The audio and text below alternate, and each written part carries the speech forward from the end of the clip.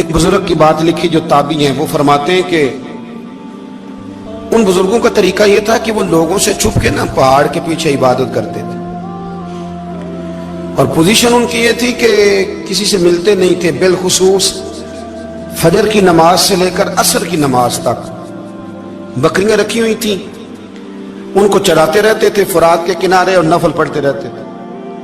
اس وقت کو ملنے بھی نہیں آتا تھا۔ ایک شخص بڑی دور سے ان کی شہرت سن کے آیا، میں نے تو ملنا ہے۔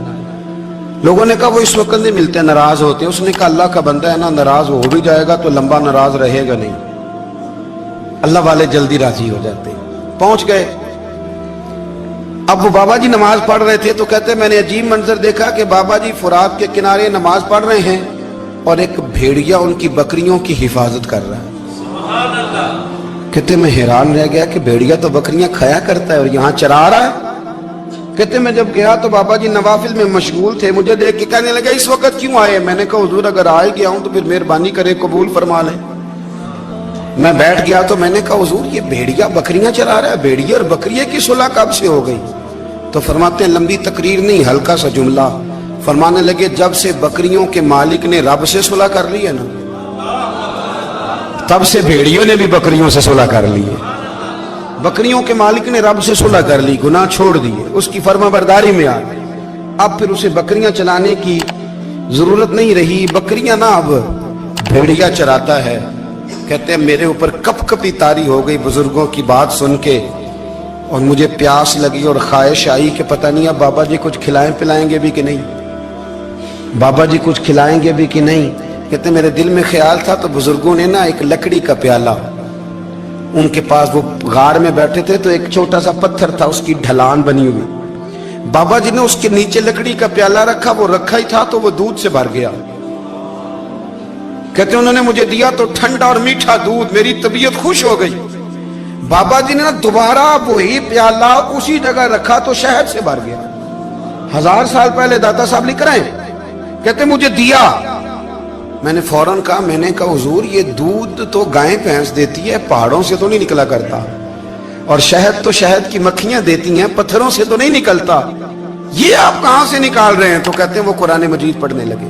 وَإِذِ اسْتَسْقَى مُوسَىٰ لِقَوْمِهِ، جب موسیٰ کی قوم نے ان سے پانی مانگا، فرمانے لگے موسیٰ کی نافرمان قوم پانی مانگے، حضرت موسیٰ پتھر پہ ڈنڈا مارے تو اللہ وہاں سے 12 چشمے جاری کر دے۔ جو رب حضرت موسیٰ کی نافرمان قوم کے لیے پتھر اور پہاڑوں سے چشمے نکال دیتا ہے نا، وہ محمد عربی کے غلاموں کے لیے پتھر اور پہاڑوں سے دودھ اور شہد بھی نکال دیا کرتا ہے۔ وہ بزرگ کہنے لگے بس بات یہ ہے کہ آج بھی ہو اگر ابراہیم کا ایمان پیدا تو آگ کر سکتی ہے انداز گلستاں پیدا۔ کہنے لگا حضور پھر میرے لیے بھی دعا کریں۔ آپ فرمانے لگے پھر دعا نہ کرا تو مدینے والے کی غلامی شروع کر، تو نبی کریم کی غلامی شروع کر، تو رسول پاک کی غلامی شروع کر۔ ایک بات علم، پھر فرمایا اللہ رسول سے محبت، پھر فرمایا حضور کی غلامی۔ اس سے سارے مکاشفات کھلیں گے، اس سے سارے مشاہدات کھلیں گے، اسی سے کرامتیں ملیں گی، اسی سے مقبولیت ہوگی، اسی سے اللہ نبی کی بارگاہ میں درجہ ملے گا۔ پھر داتا صاحب آگے بڑھتے اور داتا صاحب فرماتے ہیں صوفیاء کی ایک جماعت ہے جو کہتی ہے ہم نے تو کبھی اپنی زبان پر دکھ بیان ہی نہیں کیے، ہر شے اپنے رب رسول کے حوالے کر دی، ہر شے اللہ رسول کے۔ اور داتا صاحب کہتے ہیں کچھ ایسے بھی ہیں جو دعا بھی نہیں مانگتے، لوگوں کے لیے مانگتے ہیں، اپنے لیے نہیں مانگتے۔ آپ دعا کیوں نہیں مانگتے؟ تو کہتے ہیں اللہ کو تو پتہ ہی ہے ہمیں کیا چاہیے، اسے تو پتہ ہی ہے۔ ایک بزرگ کی بات لکھی ہے داتا صاحب نے، میری جماعت میں نا مزاج ہے کرامتوں کا، مجھے وہ ساری باتیں بھی آتی ہیں کہ ایک بندہ کراچی سے آیا، داتا صاحب حاضری دی تو اس کی لاٹری نکل آئی، یہ بھی مجھے آتی ہے، لکھی پڑھی ہے میں نے، کتابوں میں ہے یہ بھی۔ ایک بندہ، یہ ساری باتیں نا آتی ہیں کرامتوں میں، بڑی ساری چیزیں لوگ بیان کرتے ہیں کہ میں وہاں آیا اور میں نے حاضری دی تو موج لگ گئی، یہ ساری باتیں آتی ہیں۔ ہمارے پرانے بزرگ اور بھی قصے سنایا کرتے تھے، ساری ہمیں چیزوں کا پتہ، پر جو عنوان ہے نا وہ حضرت شیخ ابو نور کہتے ہیں کہ ایک بندہ داتا صاحب کے مزار پہ گھوم رہا تھا، داتا 10 روپے دے، 10 روپے دے، 10 روپے دے، تو ایک بندہ بڑی دیر سے اسے دیکھ رہا تھا، وہ کہنے لگا داتا نے تجھے کیا دینا ہے، ادھر آ میں دوں۔ اس نے 10 دیے، بندہ بڑا حسین تھا، ہنس پڑا، कहने लगा दाता तेरे भी सदके जाऊं। दिन आने लगा तो मुनकर से ही दिलवा दिए, जो नहीं मानता उसी से दिलवा दिए। वो बड़ा परेशान हुआ, मैं और चक्कर में था इसलिए मेरे ऊपर ही जड़ दी है बात। कहने लगा दाता तेरे सदके जाऊं। तो ये सारी बातें किताबों में मौजूद है, लोगों ने अपने अपने मुशाहिदात जो जिसके साथ पेश आया उसने बयान किए हैं। बहुत सारी बातें काबिले बयान हैं, पर जो उन्वान है मैं उस पर रहना चाहता हूँ। दाता साहब रहमतुल्लाह अलैह फरमाते हैं हमारी तालीमात हैं कि अपने दुख दर्द दुनियादारों से बयान नहीं करने, सवाल का दरवाजा लोगों के सामने खोलना। अल्लाह वालों से कहेंगे कभी कहना होगा तो दुनियादारों से कहना। कहते हैं शेख अहमद नाम के बुजुर्ग थे, सारी जिंदगी किसी को काम नहीं बताया, सारी जिंदगी बड़ी मुश्किलात आई, पर कभी अपनी जात पर सवाल का दरवाजा नहीं खोला। एक ऐसी मुश्किल आई कि जो हल ही नहीं होती थी। किसी ने उन पर कोई इल्जाम लगा दिया। अबू मुस्लिम नाम का एक बादशाह था, उसकी हुकूमत थी, उसने पकड़ के कैद में डाल दिया। अब कैद में है, जुर्म लग गया है, फर्दे जुर्म आयद हो गई है, जेल में है। लोग कहने लगे हजरत जी अपनी सफाई में कुछ कहें, और मानने लगे सारी जिंदगी बंदों से कुछ नहीं कहा। अल्लाह रसूल को पता है मैं बेगुनाह हूं, मुझे कहने की जरूरत नहीं। दाता गानी बख्श अली हजवेरी ने लिखा है, दाता साहब कहते हैं तू यकीन कामिल तो पैदा कर, तू ईमान तो पुख्ता कर। दाता साहब कहते हैं वो अबू मुस्लिम जो बादशाह था वो नेक आदमी था, उसे रात को ख्वाब में नबी करीम की ज़ियारत नसीब हुई, और हुजूर सैयद आलम सल्लल्लाहु अलैहि वसल्लम फरमाने लगे तूने अल्लाह का एक नेक बंदा जेल में डाल दिया, डर नहीं आता, वो तो बेगुनाह है। बादशाह आधी रात को खुद उठा। दादा साहब फरमाते हैं किसी गार्ड को नहीं भेजा, पुलिस वाले को नहीं भेजा, जेलर से नहीं, खुद गया, जाके जेल का दरवाजा खोला, दरवाजा खोल के उस दरवेश को आजाद किया। कहने लगा बाबा जाओ, मुझे पता चल गया बेगुनाह है। बाबा जी सलाम करके जाने लगे तो बादशाह फिर आगे आया, हाथ बांधे, हाथ चूमे, कहने लगा हुजूर आप बड़े नेक हैं, मेरे लिए कोई हुक्म हो तो बताइएगा, मेरे लायक को खिदमत हो तो बताइएगा। तो शेख अहमद फरमाने लगे तुझे अभी भी समझ नहीं आई, तुझे अभी भी नहीं समझ आई। कहने लगा हुजूर क्या? फरमाने लगे जो तहज्जुद के वक्त तुझे उठा के मुझे रिहा करने भेज सकते हैं वो मेरी कोई जरूरत बाकी रहने देंगे? मुझे कोई जरूरत पड़ेगी किसी और को कहने की? जो तहज्जुद के वक्त तुझे उठा के भेजते हैं कि जा खोल जाके दरवाजा, वो जरूरत रखेंगे मेरी? जरूरत मुझे रहेगी कि मैं तुझे और कोई काम, अभी में तुझे समझ नहीं आई?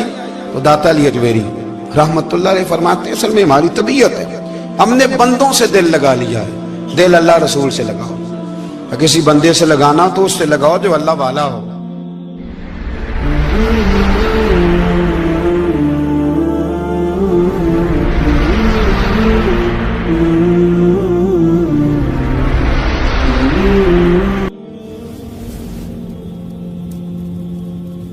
ये वाला रंग तेरे अंदर कोई नहीं।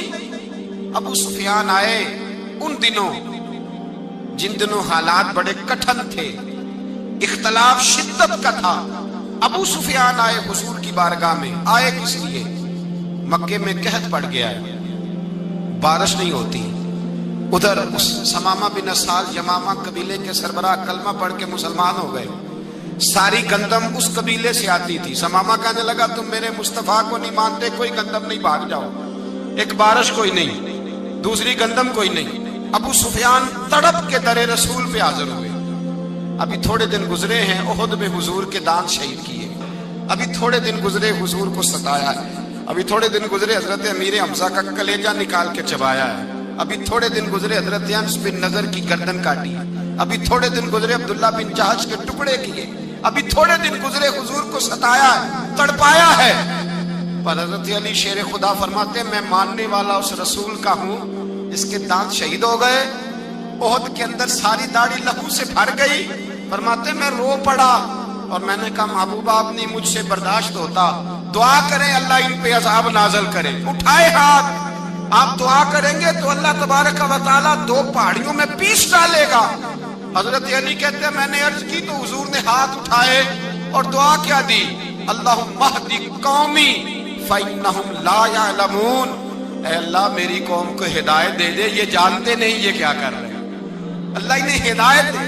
ये इखलाक हसना का मेयार थोड़े दिन पहले हुजूर के साथ ये रवैया। अबू सुफियान अब बेहाल हो गए, बच्चे भूख से मरने लगे, जानवर प्यास से मरने लगे। अबू सुफियान छुपता छुपाता कहने लगा चारा कोई नहीं, मुस्तफा के पास जाना ही पड़ेगा। अबू सुफियान मदीने पहुंच गए।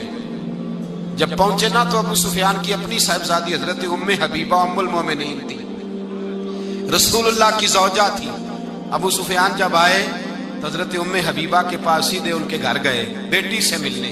हुजूर का बिस्तर बिछा हुआ था, हजरत उम्मे हबीबा हुजूर की ज़ौजा उम्मुल मोमिनीन बिस्तर बिछाए। अबू सुफियान बैठने लगे, जनाब उम्मे हबीबा कहने लगी अब्बा जी ठहर जाएं। वो ठहरे तो बिस्तर समेट दिया। कहने लगे बेटी शायद तेरे घर में कोई कीमती बिस्तर नहीं, गुर्बत छुपाने के लिए बिस्तर समेट रही हो। जनाब उम्मे हबीबा कहने लगी अब्बा तू मुसलमान नहीं ना हुआ, अभी तेरी सोच काफिरों जैसी है, तू यहाँ आके खड़ा हो ना जहाँ मैं खड़ी हूँ, फिर तुझे रसूलुल्लाह की मोहब्बत के रंग का पता चले। तू अभी खड़ा वहां है जहां तुझे कुफर ही कुफर सुनाई और सुझाई देता है। बिस्तर इसलिए नहीं समेटा कि माज़अल्लाह कम कीमत था, मैंने इसलिए समेटा है कि तू नजस है, नापाक है, अभी कलमा नहीं पढ़ता। और ये उस रसूल का बिस्तर है कि जो बिस्तर में मौजूद होते हैं तो जिब्रील अमीन कुरान लेके तशरीफ ले आते हैं। तेरा वजूद इस काबिल नहीं कि यहाँ बिठाया जाए। नबी पाक सल्लल्लाहु अलैहि वसल्लम की बारगाह तक अबू सुफियान आए। अबू सुफियान कहते मुझे उम्मीद नहीं थी, अभी सोच नहीं ना बदली थी, कहते मुझे उम्मीद नहीं थी, मेरा ख्याल था वो शिकवे करेंगे, शिकायतें करेंगे, वो कहेंगे तुमने भी तो बड़ा कुछ किया है ना। अबू सुफियान कहते हैं मैं कुर्बान जाऊं, मैंने ये रंग देखा तो मदीने की फिजा वैसे ही बड़ी ठंडी थी, लेकिन मुस्तफा करीम के साथ जब मैंने बात की तो मेरे वजूद पर गिरिया तारी हो गई, मेरे ऊपर कैफियत तारी हो गई, मैं तड़पने लगा। कहते मैंने कहा महबूबा मैं आया हूं, आपका कलमा पढ़ते ही समामा ने गंदम बंद कर दी है, बारिशें रुक गई हैं, मक्के के लोग भूख और प्यास से मरने लगे हैं, महबूबा बेटियां रोती हैं, या रसूल अल्लाह माएँ उनकी छातियों में दूध खुश्क हो गया है, बच्चे बिलकते हैं। अबू सुफियान कहते हैं मैं दुश्मन था, सारे मक्के के लोग दुश्मनी करते थे, लेकिन जब मैंने ये लफ्ज कहे ना अचानक मेरी नजर उठी तो मुस्तफा करीम की तो आंखें आंसू बरसा रही। कहते मेरी बात भी मुकम्मल ना हुई, हुजूर ने पहले रुक्का मंगवाया समामा के नाम, फरमाया पहले तू इन्हें गल्ला अपनी मर्जी से देता था, अब तेरे नबी का हुक्म है कि पहले से बढ़कर तूने गल्ला देना है। और फिर मेरे मुस्तफा ने हाथ उठाए। और भाई मुश्किल होता है, मुश्किल होता है, सगे भाई के लिए लोग दुआ नहीं करते, कहते मेरा शरीका है, सास बहू के लिए बहू सास के लिए दुआ नहीं मांगती, कहते इख्तलाफ है, लोग लोगों की जिंदगी नहीं मांगते, बीमारी में शिफा नहीं मांगते। अबू सुफियान कहते हैं आमना के लाल तेरे कुर्बान जाऊं। हुजूर ने हाथ उठाए और कहा है अल्लाह मक्के की संगलाख पहाड़ियों पे बारिश बरसा, ऐ अल्लाह खेतियां हरी कर दे, ऐ अल्लाह माओं की छातियों में दूध भर दे, अल्लाह औरतों को ताजगी दे दे, बच्चों को रानाई दे दे, फलों फूलों को ताजगी दे दे। अबू सुफियान कहते पहले हुजूर रो रहे थे और जब नबी पाक की दुआ देखी तो मैंने रोना शुरू कर दिया, मैंने रोना शुरू कर दिया। कहते वापस आया तो वो एहसास कि यार ये मैं किस शख्स से मिल के आया हूँ, ये किस किस्म के आदमी से मिल के आया हूँ, ये कैसा रंग है, ये किस किस्म का अंदाज है कि जिसको मैं पत्थर मारता रहा वो मेरे लिए दुआएं लेके बैठा हुआ है, जिसको सारी जिंदगी सताया है वो मेरे बच्चे के लिए रोता है, मेरी बेटी के लिए उसकी आंख में आंसू है, वो हमारे लिए तड़प रहे हैं। मेरे भाइयों, अबू सुफियान कहते हैं फिर दूसरा जलवा मैंने तब देखा जब हुजूर मक्के आए, और मैं तो आखिर तक लड़ने आया था ना, हुदैबिया तक। कहते हैं जब रसूल पाक मक्के आए और हुजूर ने ऐलान माफी किया तो बनता तो ये था कि मुझे सजा मिलती, लेकिन मेरे मुस्तफा करीम ने फरमाया जो अबू सुफियान के घर में चला जाएगा मैं उसे माफ कर दूंगा। कहते हैं मैंने कहा ये मेरे लिए किस किस्म की सजा तजवीज की है कि मैं उम्र भर दुश्मनी करता रहा और यहाँ रंग अजीब है। हुजूर ने मेरे लिए ही एजाज लिख दिया, फरमाया जो अबू सुफियान की हवेली में दाखिल हो गया मैंने माफ किया। अबू सुफियान कहते हैं पता नहीं कितने पर्दे थे जो उठ गए, पता नहीं कितनी मंजिलें थी जो तय हो गई, पता नहीं कितने जलवे थे जिनका नजारा हो गया। और मैंने गौर से चेहरा देखा तो मेरी आंखों से पट्टी उतर गई। اور مجھے عبداللہ کے یتیم بیٹے کے پیچھے محمد رسول اللہ کے جلوے نظر آنے شروع ہو گئے۔ اخلاقی قدریں جب موجود رہتی، یہاں تو لوگ مرے ہوئے شخص کو مارتے ہیں، یہاں تو سڑک پر کتنی گراوٹ ہے اور کتنا گر گیا ہے اخلاق ان لوگوں کا، ایکسیڈنٹ ہو گیا ہے، ٹرین کی پٹری سے اتر گئی ہے، چیخو پکار ہے، آہیں ہیں، تڑپنا ہے، رونا ہے، سسکیاں ہے، ماں کا بازو کٹا ہے پر وہ چیختی ہے ذرا میرے بیٹے کا پتہ کرو، باپ کی آنکھوں میں ریت پڑ گئی ہے پر وہ تڑپتا ہو میرا بیٹا تھا، چیخو پکار ہو رہی ہے۔ پر ظلم ہے اس قوم کا کہ جو بچانے والے آئے ہیں وہ پہلے آتے ہی ان کی جیبیں ٹٹول رہے ہیں، ان کے بٹوے دیکھ رہے ہیں، گری ہوئی عورتوں کے، یہ آپ اٹھا کر دیکھیے اخبارات، عورتوں کے گری ہوئی عورتوں کے کانوں سے بالیاں نوچی گئیں اور ان کے کان تک کٹ گئے۔ یہ اس قوم کا حال ہے۔ اقبال کہتے ہیں جنہیں آتا نہیں دنیا میں کوئی فن تم ہو اور بیچ کھاتے ہیں جو بزرگوں کا کفن تم ہو۔ تم وہ لوگ ہو جو کفنوں پہ سودے کرتے ہو، جو قبروں پہ سودے کرتے ہو۔ لوگ تجارتیں کرتے ہیں، اخلاقی پستی کا یہ عالم کہ لوگ قبروں پہ سجدے کرتے ہیں، بیٹے بیچ کے دہیز خریدتے ہیں۔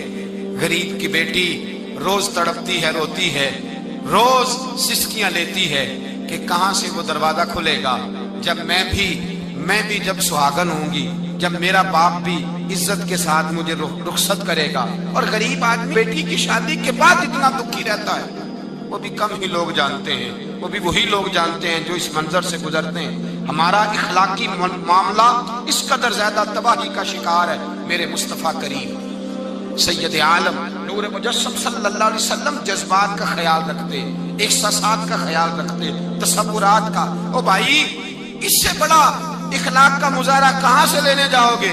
کہ آمنہ کے لال فرماتے ہیں میرا دل کرتا ہے نماز لمبی پڑھاؤں، نماز اللہ کی نماز، دل کرتا ہے لمبی نماز پڑھاؤں، میں لمبی لمبی صورتیں تلاوت کروں، میں کھل کے رب کریم کا قرآن پڑھوں، میں اللہ تبارک و تعالیٰ کے قرآن مجید کے ذائقوں میں کھو جاؤں۔ لیکن حضور فرماتے ہیں نماز میں کسی بچے کے رونے کی آواز آتی ہے، کسی بوڑھے کی ہائے کی آواز آتی ہے، کسی بیمار آدمی کی ہائے کی آواز آتی ہے۔ نبی پاک فرماتے ہیں میں اللہ کی نماز چھوٹی کر دیتا ہوں، اللہ کے بندوں کا خیال کرتا ہوں۔ میں رب کی نماز چھوٹی کر دیتا ہوں، رب کریم کے بندوں کا خیال کرتا ہوں۔ خدا کے بندے تو ہیں ہزاروں، بنوں میں پھرتے ہیں مارے مارے، میں اس کا بندہ بنوں گا جس کو خدا کے بندوں سے۔ میرے حبیب کریم سید عالم صلی اللہ علیہ وسلم نے فرمایا اللہ کریم نے بندے کو، مخلوق کو پیدا کرنے سے پہلے جو تحریر سب سے پہلے لکھی تھی نا، اللہ نے اپنے پاس جو جملے سب سے پہلے لکھے تھے بندے بنانے سے بھی پہلے، وہ فکر یہ تھے کہ ان رحمتی سبقت اعلی غضبی، رب کریم نے لکھا تھا بے شک میری رحمت زیادہ ہے، میرا غضب زیادہ نہیں ہے۔ اس نے لکھا تھا کہ میری رحمت ہمیشہ